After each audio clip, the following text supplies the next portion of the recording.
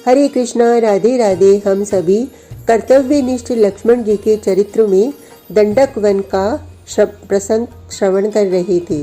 गतांक से आगे यहाँ से लक्ष्मण सहित राम और सीता उस स्थान पर आ गए जिसे मुनि ने पंचवटी कहा था। यहीं राम की भेंट जटायु से हुई। राम की आज्ञा से लक्ष्मण ने वन में चारों ओर नजर दौड़ाई। सेवा कार्य में वे भली भांति निपुण थे, इसलिए तुरंत ही कुटिया बनाने के कार्य में जुट गए। लक्ष्मण ने देखा यहाँ हंस और कारंडव पक्षी जल में विचरण कर रहे थे। चकवा पक्षी डाल पर बैठे चहक रहे थे। जल की इच्छा से आए मृगों की झुंड किनारे पर दिखलाई दे रहे थे और सामने नजर उठाने पर बड़ी बड़ी कंदराओं से युक्त पहाड़ थे। मोरों की गुंजन थी। यह देख लक्ष्मण ने कहा, हे राम, मुझे तो लगता है कि यह स्थान बड़ा रमणीय और पवित्र है। हम यहीं अपनी कुटिया बनाएं और पक्षीराज जटायु के साथ वास करें। महाबली लक्ष्मण ने अपना यह आश्रम एक अत्यंत विस्तृत कर्मशाला के रूप में बनाया। लक्ष्मण ने पहले यहाँ एक मिट्टी की दीवार खड़ी की, फिर उसमें सुदृढ़ खंबे लगाए। खंबों के ऊपर बड़े बड़े बांस तिरछे करके रखे। उन बांसों पर पास से लाई गई शमी वृक्ष की शाखाएं फैला दी। फिर उन्हें मजबूत कांस से रस्सी बटकर बांध दिया। इसके बाद परिश्रमी लक्ष्मण ने बड़े यत्न से कुश, कांस और पत्ते बिछाकर उस पर्णशाला को छत बना दिया। इस तरह वहां जंगल में एक सुंदर रमणीय कुटी बन गई। और फिर राम ने से आकर कहा, हे भैया, आइए, चलिए, आपके लिए एक उत्तम निवास गृह तैयार है। राम ने देखा और बोले, लक्ष्मण, तुमने तो वास्तव में बहुत उत्तम घर बनाया है। बरबस सीता के मुख से निकल पड़ा, आश्चर्य है भाई लक्ष्मण, तुमने तो साक्षात राजमहल की सी सुविधाएं जुटा दी हैं यहाँ। मुझे यह बात कहने में कोई संकोच नहीं कि मेरे पिता तो मिथिलापुरी के महलों में रहते हुए भी तपस्वी का सा जीवन जी रहे थे, लेकिन यहाँ इस कुटिया में जो तुमने अपने श्रम और स्नेह से तैयार की है, मुझे लगता है मेरे लिए राजभवन का सा प्रांगण तैयार कर दिया। यहाँ वास करते हुए मैं अपने आप को महारानी अनुभव कर रही हूँ। पति स्वयं महाराज के रूप में प्रतिष्ठित है और आप उनके प्रमुख सचिव। हे लक्ष्मण, यह हमारा छोटा सा संसार किसी भी रानी कैकई की सीमाओं से बाहर है। कोई भी हमें इससे निकाल नहीं सकता। यह प्रकृति, यह वन देवता, ये मृग, यह हंस, चकोर, ये भांति भांति के मधुर भाषी पक्षी, पशु मेरी प्रजा है और मैं यहाँ रानी हूँ। मुझे लगता है कि मेरी कुटिया में मेरा मन भावना राजमहल उतर आया है। सीता को इस प्रकार प्रसन्न देखकर लक्ष्मण मन ही मन गदगद हो रहे थे। आज 11-12 वर्ष होने को आए उन्हें वन में रहते हुए। कहीं अभी तक उन्होंने अपनी कुटिया नहीं बनाई थी, लेकिन यहाँ तो उन्हें अभी 2-3 वर्ष रहना है। इसलिए इस कुटिया का सुख अनुभव करते हुए जितनी प्रसन्नता राम और सीता को हो रही थी, उससे अधिक कहीं दोनों को प्रसन्न देखकर लक्ष्मण को हो रही थी। एक दिन जब राम स्नान करने के लिए गोदावरी के तट पर गए, उनके साथ लक्ष्मण भी थे और हाथ में घड़ा लिए सीता भी। भैया, क्या सौभाग्य की बात है, यह फिर वही हेमंत आ गया जो आपको सर्वाधिक प्रिय है। रबी की फसल लहला रही है। पानी अधिक शीतल होने के कारण पीने योग्य नहीं रहता, केवल आग प्रिय लगती है। सूर्य दक्षिण दिशा गामी हो जाते हैं। ऐसे में दोपहर की धूप का स्पर्श कितना सुखमय लगता है। ठंडी हवा, पाला पड़ने से पत्तों का झड़ना और कमलों का गलना कैसा लगता है। कितनी लंबी होती हैं सर्दी की रातें। पक्षी भी पेड़ों की झुरमुट तलाश करते हैं। देखो तो भैया, कोहरे से ढका हुआ सूर्य कैसा चंद्रमा के समान लग रहा है। भीगी हुई ओस की बूंदें हरे हरे नए पत्तों पर किस प्रकार मोती सी प्रतीत हो रही हैं, और जैसे डरा हुआ कोई मनुष्य युद्ध भूमि में प्रवेश नहीं करता, उसी प्रकार ये जलचर प्राणी के पास रहकर भी उससे कितना डरे हुए हैं। राम ने मुस्कुराते हुए कहा, क्या बात है, क्या आज अयोध्या की याद आ रही है? मैं तुम्हारा कष्ट अनुभव कर सकता हूँ। प्रश्न मेरे अकेले के कष्ट का नहीं है, अब तो हमारे कष्ट के साथ प्रिय भाई भरत का कष्ट भी जुड़ गया है। चलो इसी बहाने ही सही तुम्हारे मन में भरत के प्रति कठोर भाव तो लुप्त हुए। यह तो आप भी जानते हैं कि मेरा क्रोध और आक्रोश स्वाभाविक था, लेकिन जो समाचार इसके बाद प्राप्त हुए उसने तो मन को बिल्कुल ही निर्मल बना दिया। आज इस हेमंत ऋतु की शीतल नुकीली लहर वाली वायु के झोंके लेते हुए मुझे सुकुमार भरत के तपस्वी जीवन का ख्याल आ गया। वे रात के पिछले पहर में किस प्रकार सरयू के जल में डुबकी लगाते होंगे। मैं सोचता हूँ भैया, दशरथ जैसे जिसके पति थे और भरत जैसा साधु पुत्र, वह माता कैकई किस प्रकार इतनी क्रूर हो गई। तुम आज भी कैकई को क्रूर मानते हो। मैं आपकी तरह उदार कहाँ हूँ और न साधारण मनुष्य से ऊपर उठकर सोचने वाला। यह बात सीता ने जोड़ दी।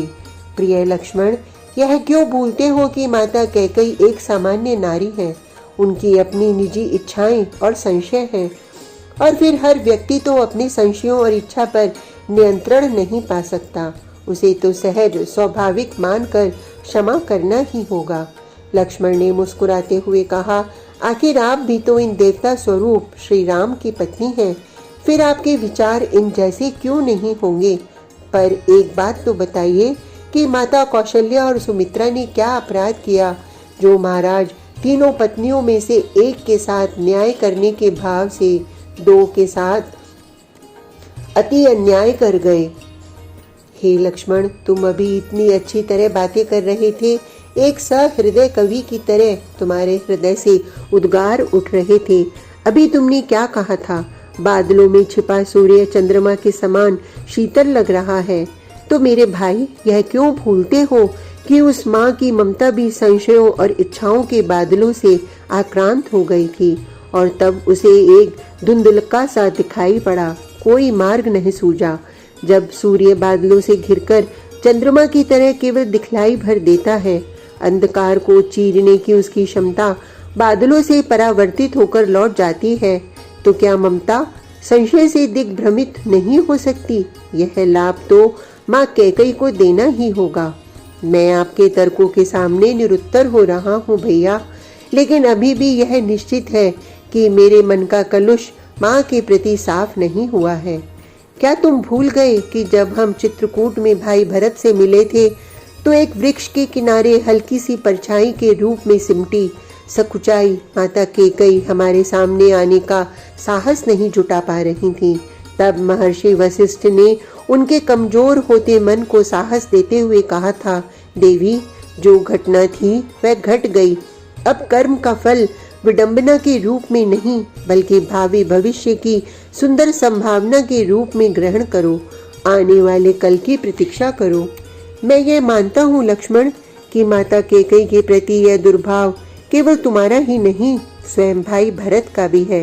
नंदीग्राम में रहते हुए वह सबसे मिलता है, राज्य के संचालन में पूरी रुचि लेता है, लेकिन नहीं मिलता तो केवल माता कैकई से।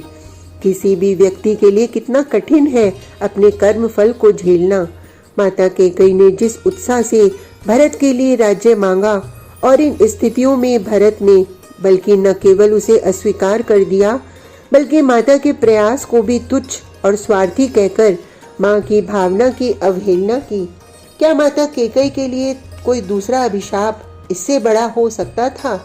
लक्ष्मण, तब तुम्हारे तर्क बिल्कुल सही होते यदि भरत का माँ के निर्णय के प्रति किया गया विरोध हल्का होता, लेकिन भरत ने तो सारे समूह के सामने माता की अवहेलना करते हुए उनके कर्म को न केवल अनुचित ठहराया, बल्कि उसे एक निकृष्ट कोटि का कूटनीति का आचरण कहकर उसकी निंदा की।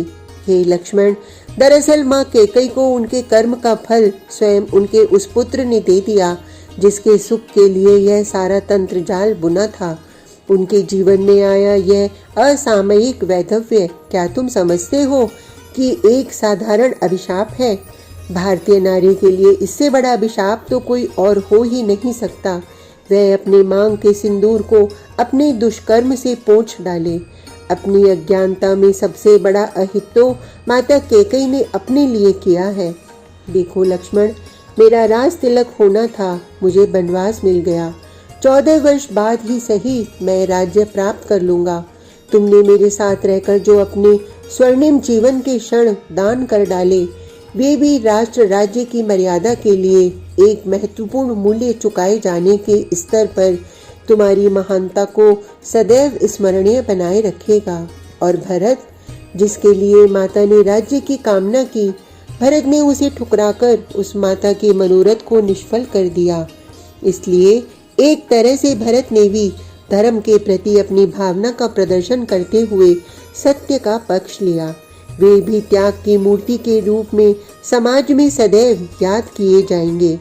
भरत को राज्य की आकांक्षा नहीं थी, भाई के प्रेम की आकांक्षा थी, जिससे वह वंचित नहीं है। लेकिन जरा सोचो, माता कैकेयी ने इसमें सबसे अधिक हानि उठाई है, क्योंकि हमारा सबका जो कुछ भी खोया गया है वह देर सवेर मिल ही जाएगा। लेकिन क्या माता कैकेयी को उन्हीं के दुराग्रहों और क्रूर आचरण के द्वारा जो पति हानि हुई है, क्या वे अपने पति को, अपने सुहाग को पुनः प्राप्त कर सकेंगी? आश्चर्य की बात तो यह है लक्ष्मण कि स्वयं माता कैकेयी को यह नहीं ज्ञात था कि उनके आचरण का इतना बड़ा दुष्परिणाम निकलेगा। और ध्यान रखो, जो व्यक्ति कर्म करते हुए उसके दुष्परिणामों को जानते हुए भी वह कर्म करता है, वह अपराधी ही नहीं, पापी भी होता है। और जो व्यक्ति दुष्कर्म करता है बगैर यह जाने कि वह दुष्कर्म कर रहा है और बगैर यह जाने कि उसका परिणाम घातक भी हो सकता है, ऐसे व्यक्ति द्वारा किया गया दुष्कर्म पाप ही नहीं, अपराध की कोटि में आता है। और अपराध सदैव क्षम्य होते हैं लक्ष्मण। ऐसा आपका विचार है, यह मैं जानता हूँ, और इसलिए मैं भी माता कैकेयी के प्रति उतना कठोर नहीं हूँ। लेकिन आप में और मुझ में यही अंतर है भैया कि आप उनके अपराध को क्षम्य मान रहे हैं और मैं मानता हूँ कि यह उनका क्रूर कर्म है। आप दोनों इतनी देर से इस विवाद में पड़े हुए हैं कि यह कर्म क्रूर है या नहीं। मेरा यह कहना है कि कर्म क्रूर नहीं होता, उसका परिणाम क्रूर होता है। परिणाम एकदम नहीं झलकता, यह अपनी पूर्णता में काफी समय बाद अनुभव होता है। अतः अच्छा यही है कि हम इस विवाद को यहाँ समाप्त करें। इस शीतल जल में स्नान करके मन वचन कर्म से पवित्र हों और कुटिया में लौटकर अल्पाहार करें। इस तरह बातचीत समाप्त करते हुए लक्ष्मण अपने तर्क के साथ, राम और सीता अपने तर्क के साथ गोदावरी में स्नान करके अपनी कुटिया में लौट आए। दोपहर का समय, हल्की गुनगुनी धूप, खुला आकाश जहाँ एक धुंधलका छाया हुआ था और धूप भी आंख मिचौनी खेल रही थी, कभी निकलती और कभी गायब हो जाती थी। ऐसे ही कितने दिन मध्याह्न यहाँ बीतने लगे। वनवास का समय सरकता रहा। आज का प्रसंग इतना ही। कल तक के लिए हरे कृष्णा, राधे राधे।